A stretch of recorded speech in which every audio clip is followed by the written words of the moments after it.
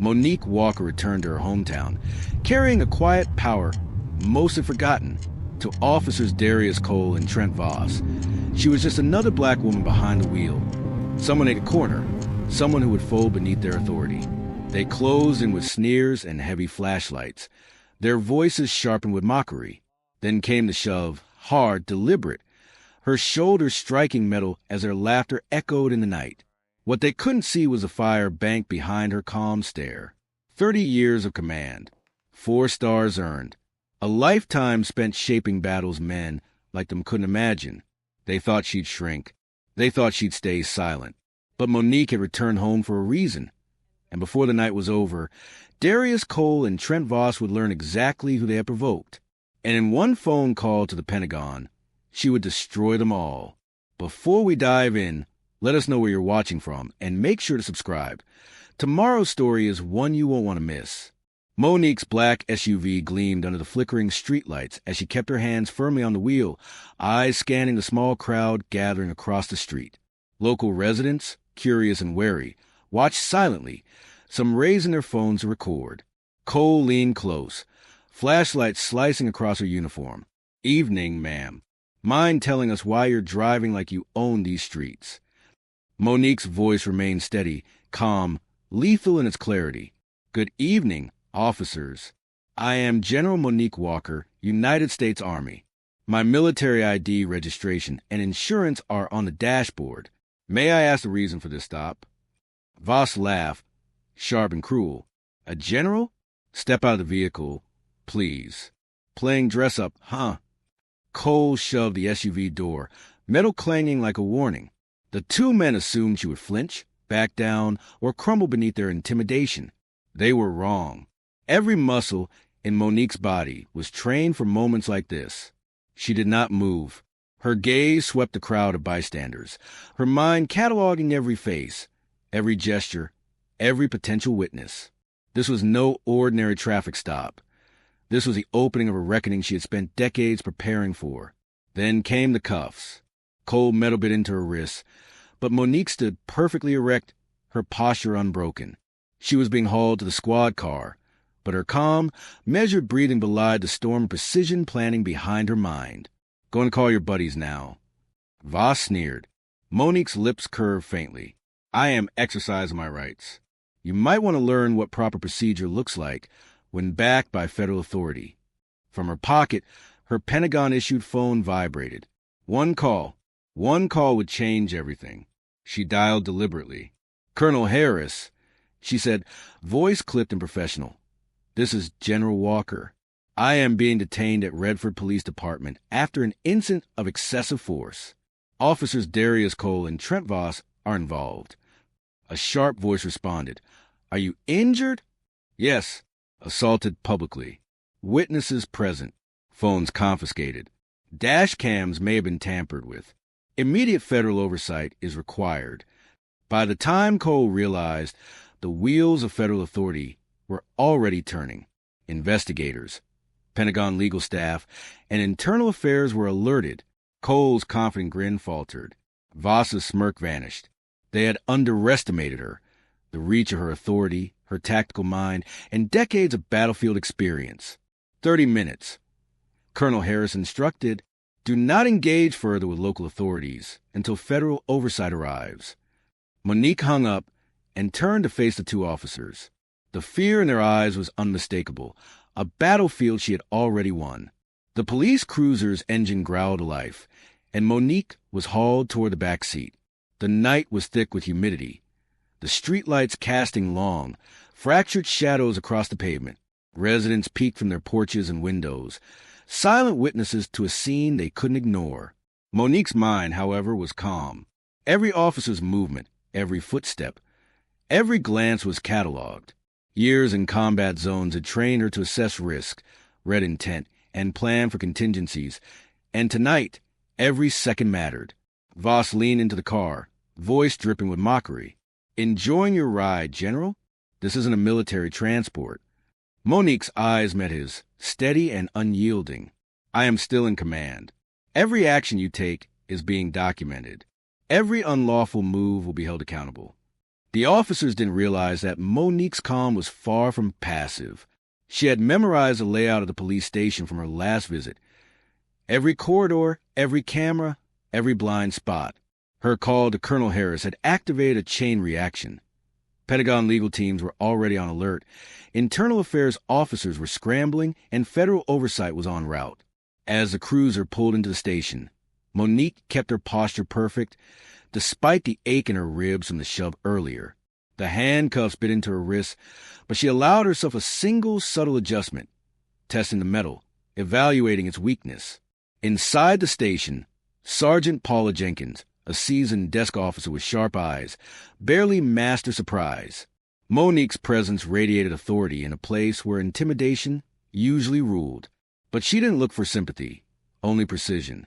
Cole and Voss forced her into the holding cell, a small, dimly lit room with scuffed floors and graffiti-marred walls.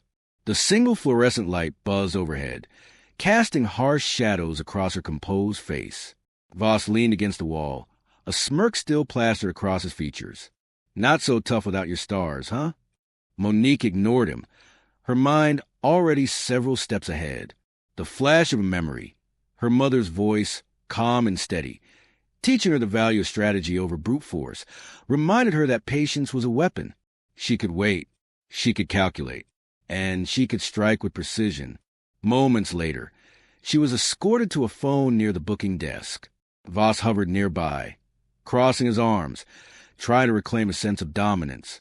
"Go ahead," she said softly, almost conversationally. "Call your fancy lawyer. Make your calls. It won't matter." She dialed a secure number from memory. Each button press was deliberate, her voice calm and professional. "Colonel Harris, this is General Walker. Situation update. Officers Cole and Voss have violated multiple protocols. Evidence has been destroyed, and immediate federal oversight is required." The line crackled as a sharp voice responded. "I've activated a response team. Don't speak to anyone else. Your situation is being escalated. 30 minutes. Do not engage further." Monique hung up, turning to face Cole and Voss. Their eyes widened as the realization sank in. The battlefield they thought they controlled had shifted entirely.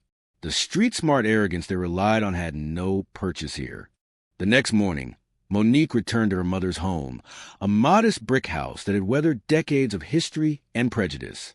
Its paint was peeling, but its presence was resolute, like the woman it had raised. Her childhood friend, Marcus Fields, arrived moments later, messenger bag slung over his shoulder. His eyes, sharp and investigative, scanned the surroundings as if expecting the unseen. "Monique," he said quietly, "things escalated quickly last night. Cole and Voss are panicking, but they're not acting alone." Monique nodded, placing her hand briefly on the worn wood of the porch railing. "I know.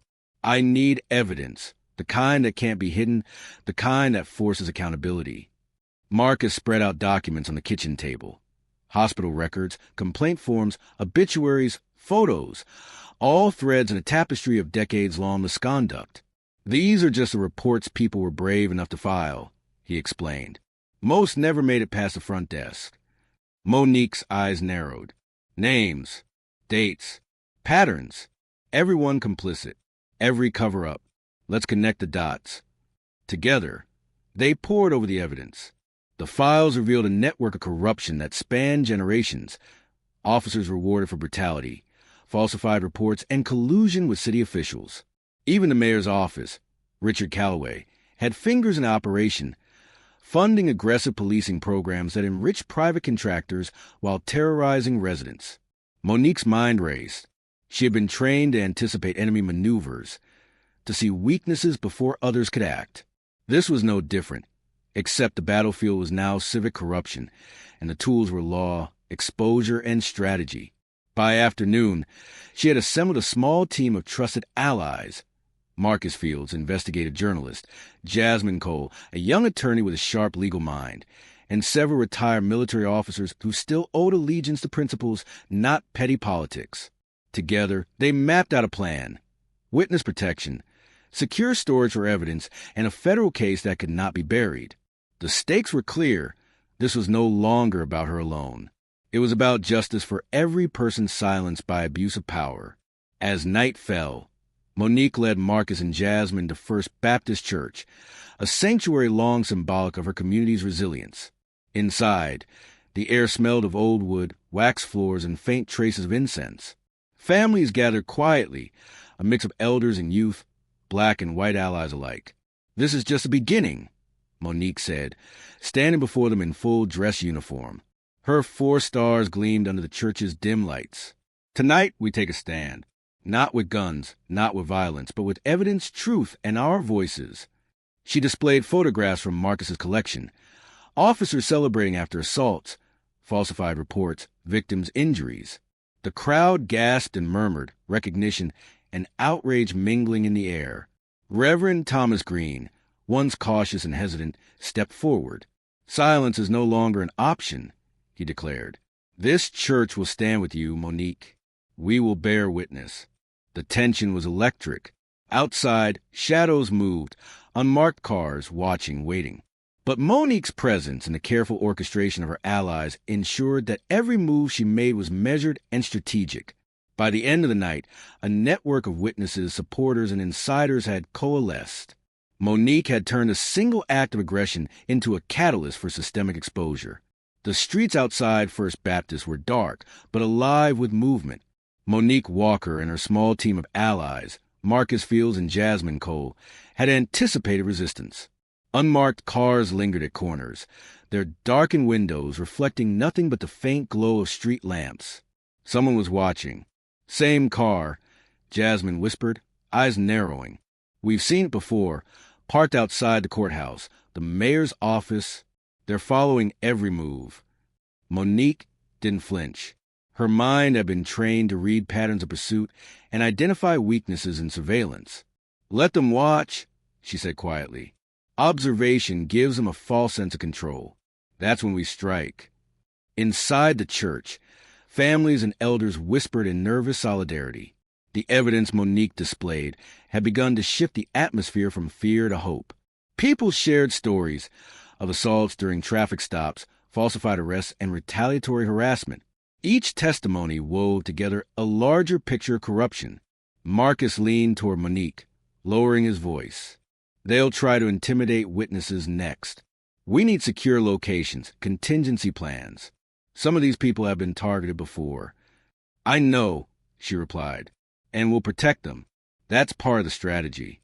Fear is their weapon. We have to neutralize it." Outside, shadows moved closer.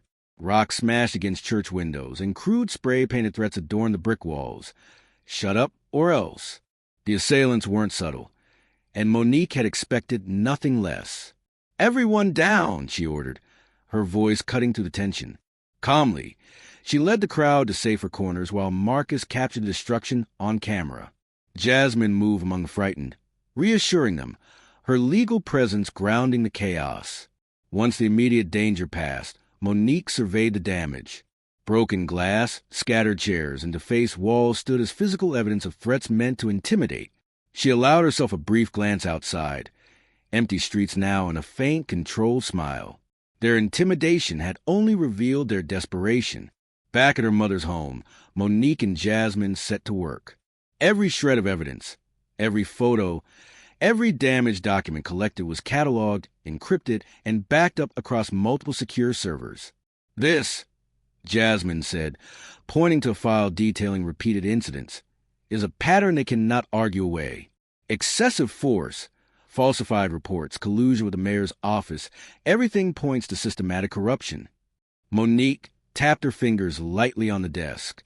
"We need federal intervention, not just local lawsuits. A full inquiry, Pentagon oversight, and Department of Justice involvement.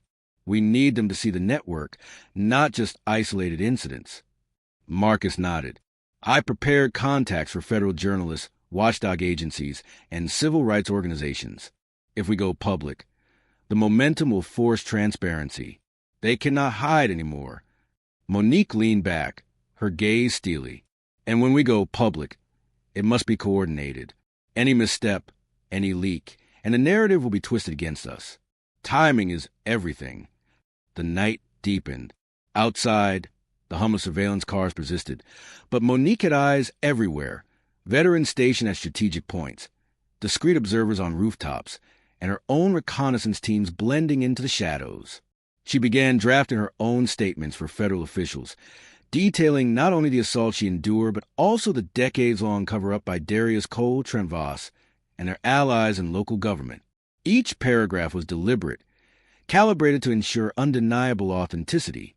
At dawn, Monique received word that one of their key witnesses, a retired police dispatcher named Elena Bryant, had been threatened. Her family was under surveillance, and she was terrified to come forward. "This is exactly why we plan safe locations," Monique told Marcus and Jasmine. "We'll transport her quietly, ensure anonymity, and secure her testimony. They think fear controls us. They're wrong." Within hours, Elena was safely relocated, her statements recorded securely. She detailed internal conversations about cover-ups, threats, and falsified reports that implicated Cole Voss and even Mayor Calloway directly. By midday, Monique's network of evidence had grown. Photographs, hospital records, witness statements, financial records, and detailed logs of misconduct. The scope was staggering, exposing a decades-long pattern of corruption and abuse. She called Colonel Harris once more, detailing the developments. The local authorities are attempting to intimidate witnesses and destroy evidence. Federal protection is required immediately. This is now a matter of civil rights, public safety, and constitutional accountability. The colonel's voice was sharp but measured. "We've mobilized. A team is en route. No one can tamper with your evidence from this point. Maintain the chain of custody. Do not engage unnecessarily." Monique hung up, her calm exterior masking the strategic storm brewing inside. By nightfall, Monique arranged a public gathering at the town civic center. Families, activists, and journalists filled the auditorium.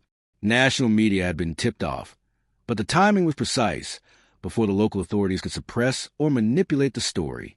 She stepped to the podium, uniform crisp, for stars gleaming in the spotlight.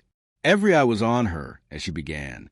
3 nights ago, officers sworn to protect our community assaulted me. But that assault is not an isolated incident. It is part of a network of corruption, intimidation, and abuse that has persisted for decades. Today, we shine a light on that network.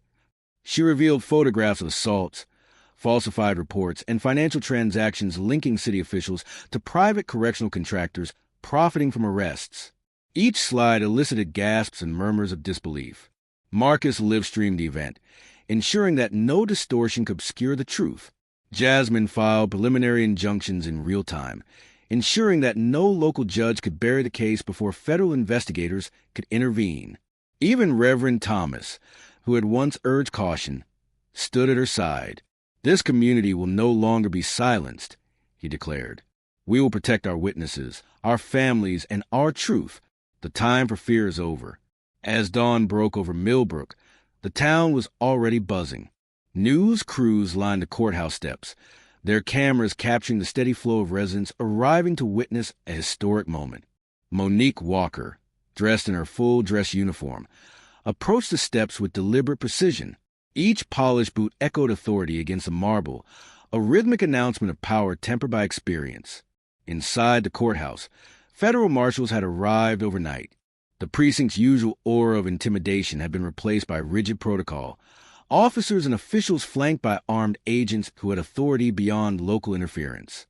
Cole and Voss, once cocky and overconfident, were seated in the front row, visibly unsettled as Monique's presence filled the room. At the podium, Monique began, her voice, calm yet commanding, carried across the courtroom and into every corner of the media coverage. 3 years of silence ended with a single act of courage, she said, gesturing to Marcus Fields and Jasmine Cole seated nearby. 3 decades of corruption, abuse, and intimidation end today because we refuse to allow fear to rule our community. A large screen behind her flickered to life, displaying a meticulously compiled timeline of abuses. Photos, videos, and financial records tracing corruption from the mayor's office through the police department to contractors profiting off injustice.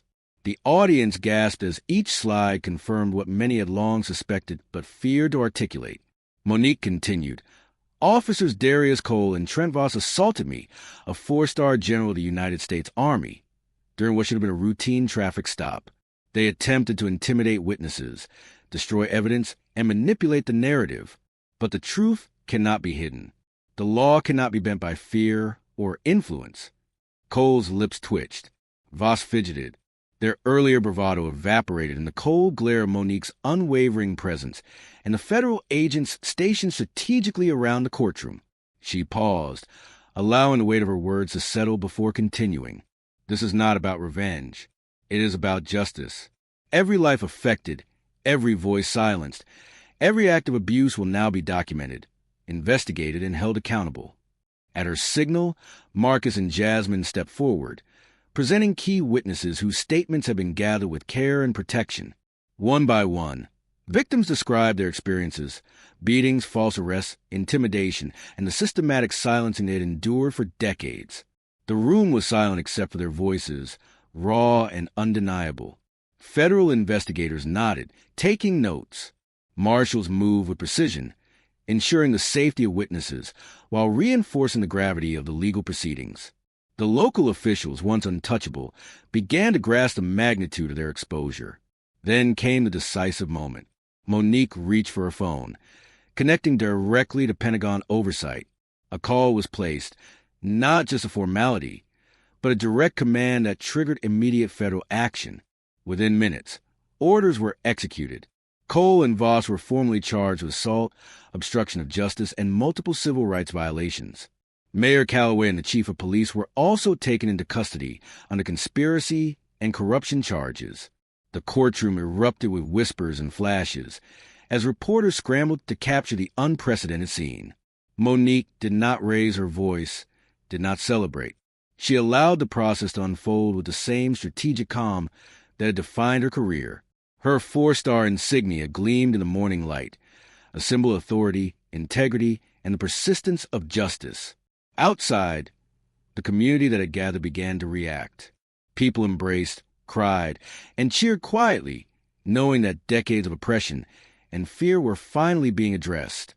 Reverend Thomas led a short prayer of gratitude and protection for those who had stood up, those who had come forward, and those who would continue the fight for justice. Later, Monique stood with Marcus, Jasmine, and Aunt Lillian in the courthouse plaza. The air was heavy with humidity, but the tension that had gripped the town for so long seemed to have lifted.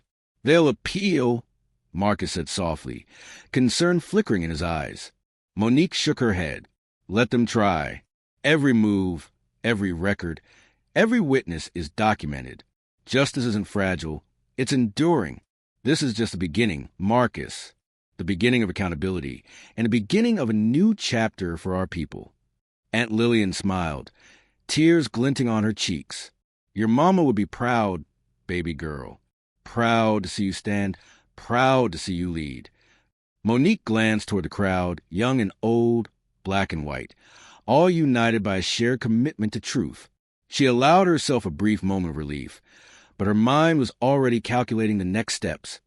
Ensuring victims were supported, witnesses protected, and the Walker Justice Foundation established to prevent history from repeating. The foundation's charter was simple but powerful. Legal aid for the wrongly accused, education for communities, oversight for law enforcement, and a commitment to justice that could not be undermined by fear or corruption. Monique would oversee it personally, her military discipline now dedicated to civic protection. As the sun climbed higher, illuminating the courthouse steps, Monique Walker raised her hand, acknowledging community that had rallied, protected, and supported her mission. "This is our victory," she said. "Not mine, not yours, but ours." The people stood together, and we proved that integrity, courage, and truth cannot be silenced. For the first time in decades, the town seemed to breathe freely. Fear had been replaced with hope. Silence had been replaced with testimony. Oppression had been replaced with accountability. Monique turned to walk down the steps, flanked by her allies and community supporters. Every step was deliberate, a reminder that justice is not an event but a movement, sustained, disciplined, and unyielding. The camera crews caught every moment, every expression, every proud smile. Marcus captured a final photo. Monique standing tall, her stars gleaming, the Walker Justice Foundation banner waving behind her, and a crowd unified in purpose. As the story spread across national networks, social media, and news outlets, one truth became undeniable. Monique Walker had not only defended her honor, but had ignited a movement that would challenge systemic corruption for years to come. And in that victory, quiet but profound, Monique Walker whispered to herself, echoing her mother's lessons, "We win, not for vengeance, but for justice. Not for me, but for all who have been silenced. And we will never stop." The autumn breeze carried the scent of magnolia and hope across Millbrook. For Monique Walker, the battle had ended, for now, but the war for truth and justice had only just begun. If this story moved you, if it made you angry, tense, shocked, and finally satisfied when justice was served, let your voice be heard. Comment wherever you're watching from, and don't forget to like, share, and subscribe for more powerful stories. Because together, we can keep rewriting the narrative one story at a time.